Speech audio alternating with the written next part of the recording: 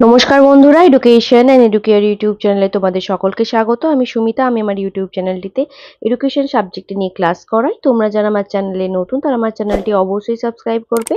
আজকের ভিডিওটিতে আমরা ওয়েস্ট বেঙ্গল মাদ্রাসা সার্ভিস কমিশনের 7th এসএলএসটি 2023-এর পরীক্ষার যে পিওয়াইকিউ শুরু করেছিলাম, সেই পিওয়াইকিউ বিস্তারিত আলোচনা আমরা শুরু করেছিলাম। তার আজকে কিছু প্রশ্ন করাবো। এর আগের কয়েকটি ভিডিওতে আমি বেশ কিছু প্রশ্ন আলোচনা করেছি। ভিডিওটা হবে সম্পূর্ণ বিষয়ভিত্তিক আলোচনা, অর্থাৎ যে টপিকগুলো থেকে প্রশ্ন এসেছিল সেই টপিকগুলো নিয়ে আমরা বিস্তারিতভাবে জানবো। আশা করছি তোমাদের এই ভিডিওটা তোমাদের এসএলএসটি যে এডুকেশন সাবজেক্টের প্রিপারেশন তাতে অনেকটাই হেল্পফুল হবে। এছাড়াও আমার চ্যানেলে অনেক এমন ভিডিও রয়েছে যেগুলো তোমাদের এক্সাম প্রিপারেশনে অনেকটাই হেল্পফুল হবে। অবশ্যই তোমরা সেই ভিডিওগুলো দেখবে। আমার চ্যানেলের প্লেলিস্টে যাবে, সেখানে সমস্ত প্লেলিস্ট করা রয়েছে। এছাড়াও আমার ডেসক্রিপশন বক্সের লিংক দেওয়া রয়েছে, সেখান থেকে তোমরা দেখে নিতে পারো। চলো এবার আমরা আলোচনাটা শুরু করি। আজকের ভিডিওর প্রথম প্রশ্ন হচ্ছে কোয়েশ্চেন নাম্বার 61। ডায়েট গঠনের প্রস্তাব দিয়েছিলেন। আচ্ছা, এর আগে 60টি প্রশ্ন কিন্তু আমি করিয়েছি, বিস্তারিতভাবে আলোচনা করিয়েছি। প্রত্যেকটা প্রশ্নের উত্তরের আমি বিস্তারিত আলোচনা দিয়েছি। সেই ভিডিওগুলো তোমরা কিন্তু অবশ্যই দেখে নিও, তোমাদের অনেকটাই হেল্পফুল হবে। অপশনগুলিতে রয়েছে Kothari commission, option A; option B Mudaliar commission, option C রাধাকৃষ্ণের কমিশন, অপশন ডি জাতীয় শিক্ষানীতি 1986। ডায়েট গঠনের প্রস্তাব দিয়েছিলেন অপশন ডি জাতীয় শিক্ষানীতি 1986। ডায়েট সম্পর্কে আমরা একটু জেনে নিই। ডায়েটের ফুল নেম কি? ডায়েটের ফুল নেম হচ্ছে district institute of education and training. ভারতের তৎকালীন প্রধানমন্ত্রী শ্রী রাজীব গান্ধী নির্দেশনায় বিকশিত জাতীয় শিক্ষানীতি বা NPE national policy of education 1986 এর সুপারিশের পরিপ্রেক্ষিতে সারা দেশে জেলা শিক্ষা প্রশিক্ষণ ইনস্টিটিউট বা ডায়েট গঠিত হয়। এই প্রতিষ্ঠানের কাজ কি ছিল, অর্থাৎ কি কর্মসূচি করা হতো? এখানে প্রি সার্ভিস ট্রেনিং করা হতো, প্রি সার্ভিস টিচার ট্রেনিং করানো হতো এবং ইন সার্ভিস টিচার্স ট্রেনিং করানো হতো। অর্থাৎ প্রাক চাকরি শিক্ষক প্রশিক্ষণ এবং চাকরিরত শিক্ষক প্রশিক্ষণ করানো হতো। এছাড়া এসএমসির সদস্যদের প্রশিক্ষণ দেওয়া হতো, গুরুত্বপূর্ণ দিবস উদযাপন করা হতো, মূল্যায়ন এবং গবেষণার কাজ করা হতো, স্কুলের কার্যক্রম পর্যবেক্ষণের কাজ চলতো, বিভিন্ন স্তরের শিক্ষকদের আইসিটি প্রশিক্ষণ দেয়া হতো। এছাড়াও আরো অন্যান্য কর্মসূচি রয়েছে যেগুলো এই ডায়েটে করা হতো। বিভিন্ন কর্মসূচি রয়েছে। তো প্রধান যে কর্মসূচিগুলো রয়েছে সেগুলো আমি এখানে দিয়েছি, তোমরা একটু মনে রাখবে, এখান থেকেও কিন্তু প্রশ্ন আসে। আর ডায়েট থেকে কিন্তু আরো একটি প্রশ্ন এসেছে, মানে আমাদের এমএসসির এই যে কোয়েশ্চেন আছে সেখানেও তোমরা ডায়েটের একটা কোয়েশ্চেন পেয়েছো এর আগে। যারা আমার সবকটা ভিডিও দেখেছে তারা নিশ্চয়ই জানে, এবং যারা পরীক্ষা দিয়েছে তারা তো জানেই যে ডায়েট থেকে কিন্তু দুটি প্রশ্ন আমরা পেলাম। এটাকে জাতীয় শিক্ষানীতির প্রশ্ন হিসেবেও ধরা যেতে পারে, আবার ডায়েটের প্রশ্ন হিসেবেও ধরা যেতে পারে, যে ডায়েট থেকে দুটি প্রশ্ন কিন্তু এসেছিল এমএসসিতে। নেক্সট প্রশ্ন আমরা দেখি। নেক্সট কোয়েশ্চেন হচ্ছে কোয়েশ্চেন নাম্বার 62। উপনয়ন যে শিক্ষা ব্যবস্থার সাথে যুক্ত। অপশন এতে রয়েছে ব্রাহ্মণ্য, অপশন বি বৌদ্ধ, অপশন সি ইসলাম, অপশন ডি ব্রিটিশ। উপনয়ন যে অনুষ্ঠান, শিক্ষা শুরুর অনুষ্ঠান, সেই শিক্ষা ব্যবস্থার সাথে কোন শিক্ষা ব্যবস্থার সাথে যুক্ত? সেটি আমরা সকলেই জানি যে ব্রাহ্মণ্য শিক্ষার সাথে যুক্ত। ব্রাহ্মণ্য শিক্ষার সাথে যুক্ত। উপনয়ন সম্পর্কে আমরা একটু জেনে নিই, যেগুলো আমাদের একটু মনে রাখতে হবে। সেটা কি? যে ব্রাহ্মণ্য শিক্ষা ব্যবস্থায় শিক্ষা শুরুর অনুষ্ঠানকে বলা হতো কি? উপনয়ন। অর্থাৎ শিক্ষা শুরুর, ব্রাহ্মণ্য শিক্ষা ব্যবস্থায় শিক্ষা শুরুর যে অনুষ্ঠান ছিল সেটা ছিল উপনয়ন। এই উপনয়ন পর্বের সঙ্গে সঙ্গে আনুষ্ঠানিকভাবে শিক্ষার্থীরা শিক্ষাখাতে প্রবেশ করত এবং এই অনুষ্ঠানের মধ্যে দিয়ে শিক্ষার্থীরা দ্বিজত্ব লাভ করত। দ্বিজত্ব কি? কারণ ব্রাহ্মণ্য শিক্ষা ব্যবস্থায় যখন একজন শিক্ষার্থী আনুষ্ঠানিকভাবে শিক্ষায় প্রবেশ করত তখন তাকে দ্বিজ বলা হতো, সেই কারণে বলা হচ্ছে যে দ্বিজত্ব লাভ করত। ব্রাহ্মণ, ক্ষত্রিয়, বৈশ্য এই তিন শ্রেণীর লোকেদের, ব্রাহ্মণ, ক্ষত্রিয় এবং বৈশ্য এই তিন বর্ণের উপনয়ন হতো, কিন্তু শূদ্রদের উপনয়ন গ্রহণের অধিকার ছিল না। অর্থাৎ এখানে যে বর্ণ প্রথা ছিল, ব্রাহ্মণ যুগের একটি প্রধান বৈশিষ্ট্য কি? যেখানে বর্ণ প্রথা ছিল। এই চারটি বর্ণের মধ্যে প্রথম তিনটি বর্ণ যে ব্রাহ্মণ, ক্ষত্রিয়, বৈশ্য, এদের উপনয়ন হতো, কিন্তু শূদ্রের শিক্ষা যারা ছেলে মেয়ে ছিল শূদ্র বংশের তাদের কিন্তু কোনো শিক্ষার অধিকার ছিল না। ব্রাহ্মণদের ৮ বছর বয়সে উপনয়ন হতো, ক্ষত্রিয়দের ১১ বছর বয়সে এবং বৈশ্যদের ১২ বছর বয়সে উপনয়ন হতো। এটা কিন্তু একটা ইম্পর্টেন্ট জায়গা, এটা কিন্তু তোমরা অবশ্যই মনে রাখবে যে ব্রাহ্মণদের কত বয়সে, ক্ষত্রিয়দের কত বছর বয়সে এবং বৈশ্যদের কত বছর বয়সে এই উপনয়ন অনুষ্ঠান হতো। ব্রাহ্মণদের হতো ৮ বছর বয়সে, ক্ষত্রিয়দের ১১ এবং বৈশ্যদের ১২। এটা একটু মনে রাখতে হবে। উপনয়ন গ্রহণের পর শিক্ষার্থীদের দ্বিজ বলা হতো, এটাও একটা ইম্পর্টেন্ট জায়গা। উপনয়ন গ্রহণের পর শিক্ষার্থীদের কি বলা হতো? দ্বিজ বলা হতো। কারণ তখন মনে করা হতো উপনয়নের মাধ্যমে শিক্ষার্থীদের দ্বিতীয় জন্ম হতো, অর্থাৎ তাদের নবজন্ম হয়েছে। এই জন্মটি ছিল আধ্যাত্মিক জন্ম। তাহলে এই যে দ্বিজ শব্দটা, এটার অর্থ কি? দ্বিতীয় জন্ম। দ্বিজ যে শব্দটা, এটার অর্থ হচ্ছে দ্বিতীয় জন্ম। এটাও একটা ইম্পর্টেন্ট জায়গা। এইখান থেকেও প্রশ্ন আসে যে দ্বিজ কথার অর্থ কি, বা উপনয়নের পর শিক্ষার্থীদের কি বলা হতো এবং দ্বিজ কথার অর্থ কি। এই জায়গাগুলো আমাদের একটু মনে রাখতে হবে। নেক্সট কোয়েশ্চেন আমরা দেখি। এরপর ৬৩ দাগের প্রশ্ন 63, প্রশ্নটিতে রয়েছে যে সংস্থা সরাসরি ভারতবর্ষের শিক্ষক শিক্ষণ প্রতিষ্ঠানের সাথে যুক্ত, যে সংস্থা সরাসরি ভারতবর্ষের শিক্ষক শিক্ষণ প্রতিষ্ঠানের সাথে যুক্ত। অপশন এতে রয়েছে ইউজিসি, অপশন বিতে রয়েছে এমএইচআরডি, অপশন সিতে রয়েছে এনসিটি, অপশন ডিতে রয়েছে এনসিইআরটি। শিক্ষক শিক্ষণ প্রতিষ্ঠানের সঙ্গে যুক্ত প্রতিষ্ঠান হচ্ছে এনসিটিই। এনসিটিই অপশন সি সঠিক উত্তর। এনসিটিই সম্পর্কে আমরা জেনে নিই। এনসিটিই কি? এনসিটির পুরো নাম হচ্ছে national council for teacher education. National council for teacher education হলো ভারত সরকারের একটি উপদেষ্টা সংস্থা, যা 1993 সালের মে মাসে সংসদের একটি আইন দ্বারা প্রতিষ্ঠিত হয়েছিল। এনসিটি কি? এনসিটি হলো শিক্ষক শিক্ষা ব্যবস্থার পরিকল্পিত ও সমন্বিত উন্নয়ন সাধনের জন্য ডিজাইন করা একটি নীতি।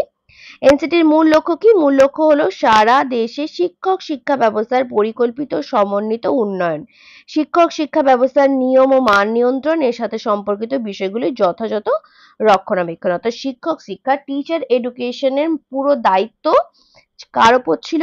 এনসিটির ওপর। এনসিটি টিচার এডুকেশনের পরিকল্পনা, সমন্বয় সাধন বা উন্নয়ন সাধন বলো, বা বিভিন্ন নিয়ম, শিক্ষক শিক্ষার মান নিয়ন্ত্রণ করা এবং রক্ষণাবেক্ষণের বিভিন্ন ব্যবস্থা এনসিটি দেখাশোনা করতো।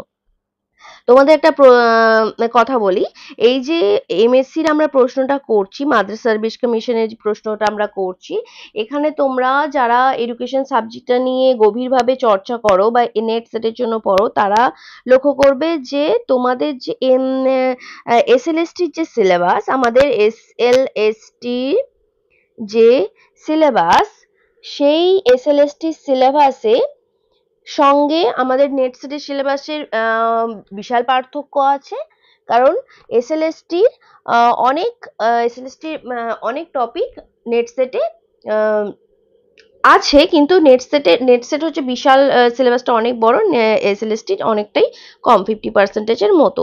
তো কিন্তু তবুও এমএসসির যে এসএলএসটি হয়েছিল সেখানে কিন্তু এমন অনেক টপিক দেওয়া হয়েছে যেগুলো কিন্তু নেট সেটের টপিক, এডুকেশন সাবজেক্টের টপিক, কিন্তু এসএলএসটির সিলেবাসে কিন্তু সেই টপিকগুলো নেই। যেমন হচ্ছে এই একটা টপিক টিচার এডুকেশন। এর আগেও টিচার এডুকেশন থেকে বেশ দুটি প্রশ্ন আমি দেখলাম যে এসেছিল, কিন্তু এই প্রশ্নগুলো কিন্তু যদি গভীরভাবে দেখা যায় যে এসএলএসটির সিলেবাসে কিন্তু নেই। ঠিক আছে, অনেকে লক্ষ্য করলে তোমরা দেখবে যে সিলেবাসে কিন্তু এই টপিকগুলো নেই, তবুও টিচার এডুকেশন থেকে বিভিন্ন টপিকগুলো কিন্তু দেওয়া হয়েছে, তোমরা একটু লক্ষ্য করলে দেখতে পাবে। এরপর আমরা দেখি কি প্রশ্ন রয়েছে।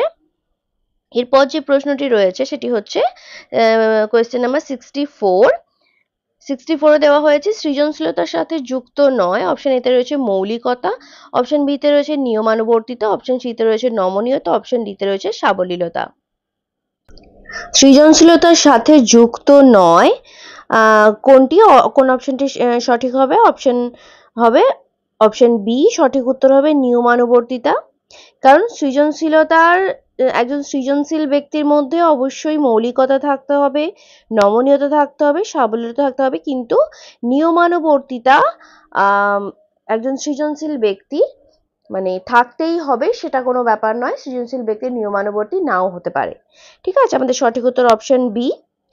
সৃজনশীলতা কি আমরা একটু জেনে নিই সৃজনশীলতা সম্পর্কে, যে নতুন ও অভিনব কিছু সৃষ্টি করার ক্ষমতাই হচ্ছে সৃজনশীলতা।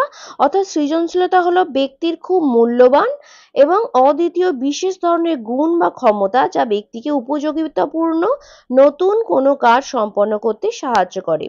মনোবিজ্ঞানের মতে কোনো ব্যক্তি যদি নিজস্ব আচরণ, চিন্তাভাবনা এবং উৎপাদনশীলতার মধ্যে নতুন কিছুর উন্মেষ ঘটাতে পারেন, সেটাই হচ্ছে সৃজনশীলতার লক্ষণ। সৃজনশীলতার 4টি গুরুত্বপূর্ণ উপাদান কি কি? সাবলীলতা, নমনীয়তা, মৌলিকতা এবং সম্প্রসারণ ক্ষমতা। এই 4টি হচ্ছে সৃজনশীলতার গুরুত্বপূর্ণ উপাদান। সাবলীলতা, নমনীয়তা, মৌলিকতা, এই 3টি উপাদান কিন্তু আমাদের প্রশ্নেতে ছিল। ঠিক আছে, তাহলে একজন সৃজনশীল ব্যক্তির মধ্যে সাবলীলতা, নমনীয়তা, মৌলিকতা এই গুণগুলো বা উপাদানগুলো অবশ্যই থাকবে। এরপর যে প্রশ্নটি রয়েছে সেটি হচ্ছে 65 এর দাগের প্রশ্ন। অপসঙ্গতি সম্পন্ন শিশুদের দেখা যায়। অপশন এতে রয়েছে ভগ্ন পরিবারে, অপশন বিতে রয়েছে দরিদ্র পরিবারে, অপশন সিতে রয়েছে যৌথ পরিবারে, অপশন ডিতে রয়েছে অনুপরিবারে। অপসঙ্গতি সম্পন্ন শিশুদের দেখা যায় অপশন এ ভগ্ন পরিবারে। অর্থাৎ যে পরিবারে ধরো বাবা মা একসঙ্গে থাকেন না, বা বাবা মায়ের ডিভোর্স হয়েছে, বা কেউ বাবা মা দুজনেই থাকেন না, সেরকম পরিবারের মধ্যে অপসঙ্গতি সম্পন্ন শিশুদের বেশি দেখা যায়। এই অপসঙ্গতি কি সেটা আমরা দেখি, যে অপসঙ্গতি বলতে কি বোঝায়। অপসঙ্গতি হলো এমন এক ধরনের আচরণ বিধি যা ব্যক্তিকে সমাজের বিরুদ্ধাচরণ করতে উদ্বুদ্ধ করে, এবং এই আচরণের মূলে আছে ব্যক্তির চাহিদা তৃপ্তির অভাব। অপসঙ্গতিমূলক আচরণ ব্যক্তিকে সমাজের উপযোগী হয়ে উঠতে বাধা দেয়।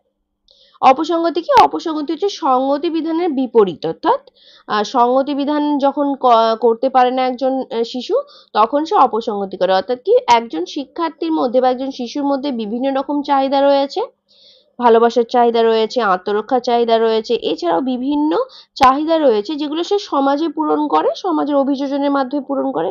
এবার যখনই সেই চাহিদাগুলো পূরণ হচ্ছে না, তখনই কি করে ব্যক্তি আচরণ করে, এবং সেই আচরণটা কি হয়? সমাজ বিরুদ্ধ। অর্থাৎ সে তার চাহিদাগুলো পূরণ করার জন্য বা চাহিদা তৃপ্তি করার জন্য যখন একজন ব্যক্তি আচরণ করে সমাজের বিরুদ্ধে গিয়ে, তখন তার মধ্যে সেই আচরণগুলোকে বলা হয় অপসঙ্গতিমূলক আচরণ, এবং সেই প্রসেসটাকে বলা হয় অপসঙ্গতি। ঠিক আছে, এবার ক্রো অ্যান্ড ক্রো কি বলেছিলেন? ক্রো অ্যান্ড ক্রো বলেছিলেন যে আচরণের দ্বারা ব্যক্তির বিকাশ ব্যাহত হয় এবং চাহিদার অতৃপ্তি ঘটতে দেখা যায়, তাই হলো অপসঙ্গতি। কয়েকটি অপসঙ্গতিমূলক আচরণ কি? স্কুল পালানো, চুরি করা, মিথ্যে কথা বলা, ভীরুতা, নেতিবাচকতা, অপসারণ, যৌন অপরাধ, মাদকাসক্তি, উদ্বেগ ইত্যাদি হচ্ছে অপসঙ্গতিমূলক আচরণ। ঠিক আছে, নেক্সট কোয়েশ্চেন আমরা দেখি কি রয়েছে। নেক্সট যে কোয়েশ্চেনটি রয়েছে 66 দাগের প্রশ্ন। বিমূর্ত চিন্তন বিকশিত হয় যে স্তরে? অপশন এতে রয়েছে সংবেদন সঞ্চালন স্তরে, অপশন বিতে রয়েছে প্রাক সক্রিয়তামূলক স্তরে, অপশন সিতে রয়েছে মূর্ত সক্রিয়তা স্তরে, অপশন ডিতে রয়েছে যৌগিক সক্রিয়তা স্তরে। কোথাও কোথাও যৌগিকও থাকে, কোথাও কোথাও নিয়মতান্ত্রিক সক্রিয়তা স্তরও দেওয়া থাকে। তো এই 4টি স্তর তোমরা সকলেই বুঝতে পারছো যে পেঁয়াজের জ্ঞানমূলক বিকাশের স্তর দেওয়া হয়েছে। এবার পেঁয়াজের যে 4টি জ্ঞানমূলক বিকাশের স্তর রয়েছে, তার মধ্যে বিমূর্ত চিন্তন বিকশিত হয় কোন স্তরে? সঠিক উত্তর হচ্ছে অপশন ডি, যৌগিক সক্রিয়তা বা যৌক্তিক সক্রিয়তা বা নিয়মতান্ত্রিক সক্রিয়তা স্তরে, যেটার ইংলিশ নেম হচ্ছে ফর্মাল অপারেশনাল স্টেজ, সেই স্তরে। অপশন ডি সঠিক উত্তর। পেঁয়াজের যে 4টি স্তর রয়েছে, সেই 4টি স্তর কি কি? পেঁয়াজের জ্ঞানমূলক বিকাশের 4টি স্তর, প্রথমটা হচ্ছে সংবেদন সঞ্চালনমূলক স্তর, যেটা হচ্ছে জন্ম থেকে 2 বছর। তারপর রয়েছে প্রাক ধারণামূলক স্তর বা প্রি অপারেশনাল স্টেজ, যাকে বলা যেটা হচ্ছে 2 থেকে 7 বছর। মূর্ত সক্রিয়তা স্তর, যেটা হচ্ছে 7 থেকে 11 বছর। যার ইংলিশ নেম হচ্ছে কংক্রিট অপারেশনাল স্টেজ, আর ফর্মাল অপারেশনাল স্টেজ বা নিয়মতান্ত্রিক সক্রিয়তা স্তর হচ্ছে 11 বছর থেকে একেবারে তোমার কৈশোর বা প্রাপ্তবয়স্ক পর্যন্ত। ঠিক আছে, তো এই 4টি স্তর পিয়াজে দিয়েছিলেন। আর বিমূর্ত চিন্তার যে শক্তি আছে, বিমূর্ত চিন্তন ক্ষমতা, সেটা আমাদের নিয়মতান্ত্রিক সক্রিয়তা স্তরে শিশুদের বিকশিত হয়, বিমূর্ত চিন্তন ক্ষমতা। এরপর যে কোয়েশ্চেনটি রয়েছে সেটি হচ্ছে কোয়েশ্চেন নাম্বার 67।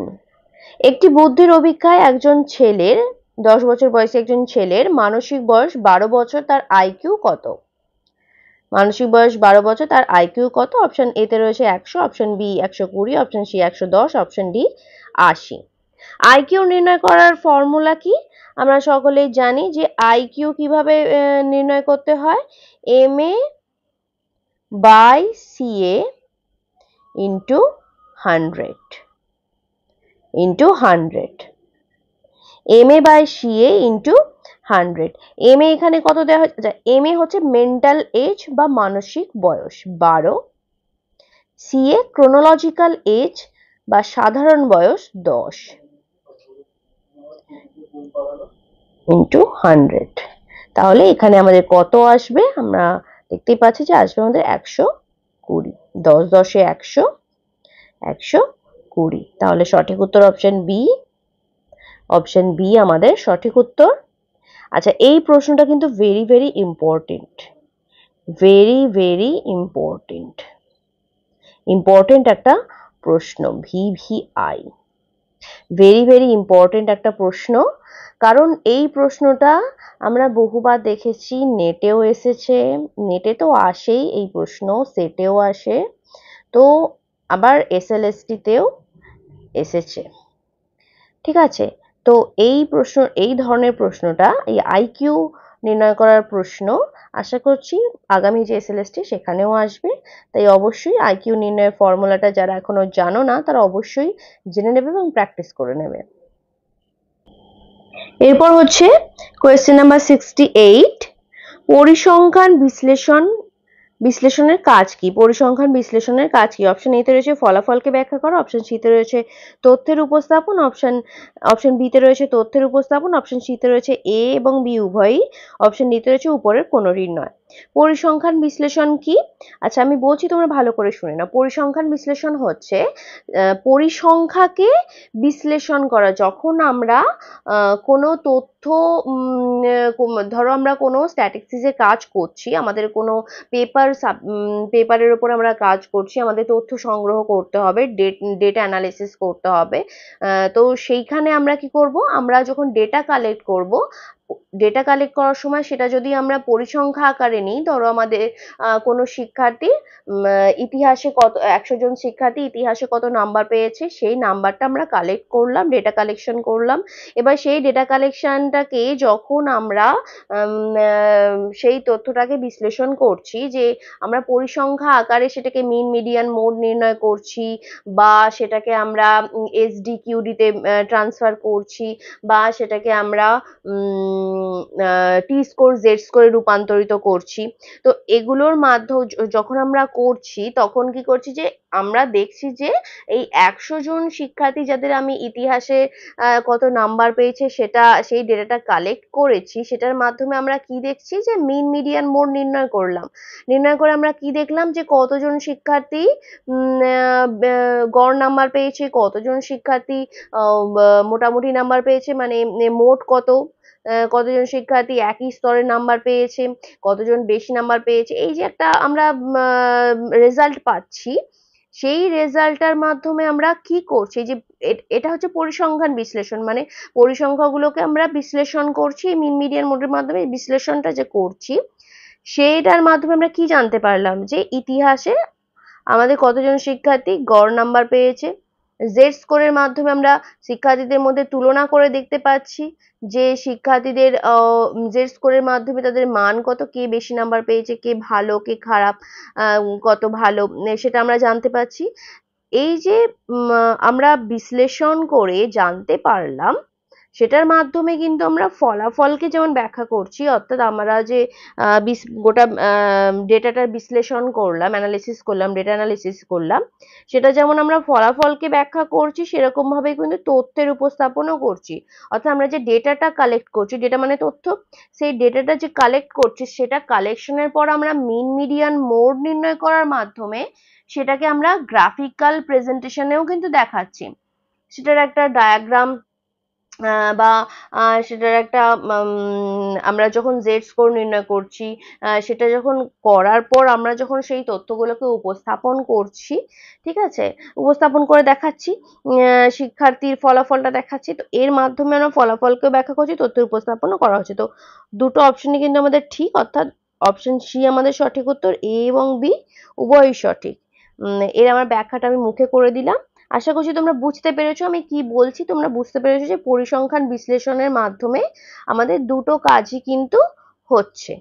ঠিক আছে, সঠিক উত্তর অপশন সি সঠিক উত্তর। নেক্সট কোয়েশ্চেনটি রয়েছে 69 কোয়েশ্চেন নাম্বার 69। প্রোগ্রাম শিখনের ধারণাটি সূচনা করেন। প্রোগ্রাম শিখনের যে ধারণা সেটি সূচনা করেন। অপশন এ তে রয়েছে স্কিনার, অপশন বি তে রয়েছে ওয়াটসন, অপশন সি তে রয়েছে হাল, অপশন ডি তে রয়েছে থর্নডাইক। সঠিক উত্তর হচ্ছে অপশন এ স্কিনার।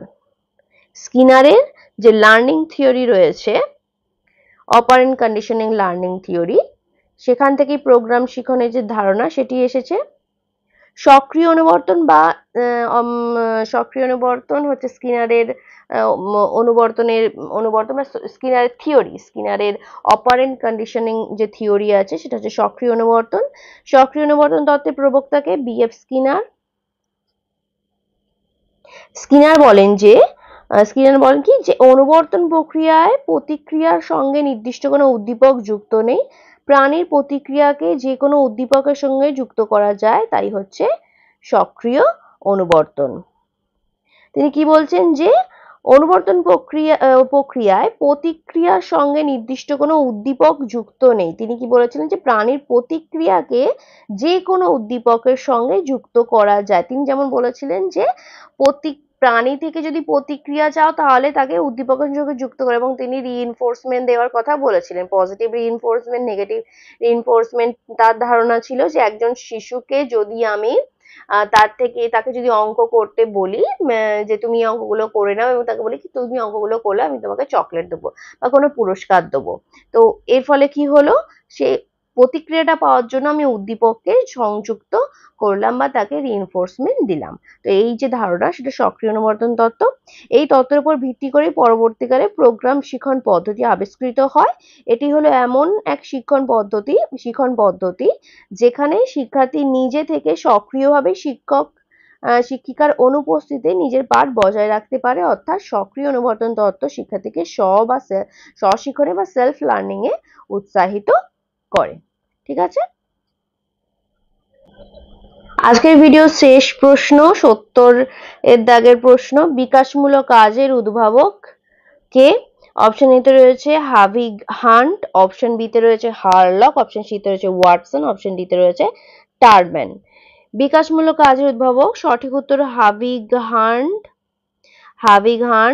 এর কোনো ব্যাখ্যা আমি রাখিনি এবং আমি ব্যাখ্যা সেরকম দিচ্ছিও না, কারণ এই প্রশ্নটি একেবারে আমাদের কাছে নতুন ছিল এবং সিলেবাসেও এটা আমরা খুব একটা বেশি পাইনি এবং এটা আউট অফ সিলেবাসই বলা চলে, কারণ একেবারে নতুন প্রশ্নটা।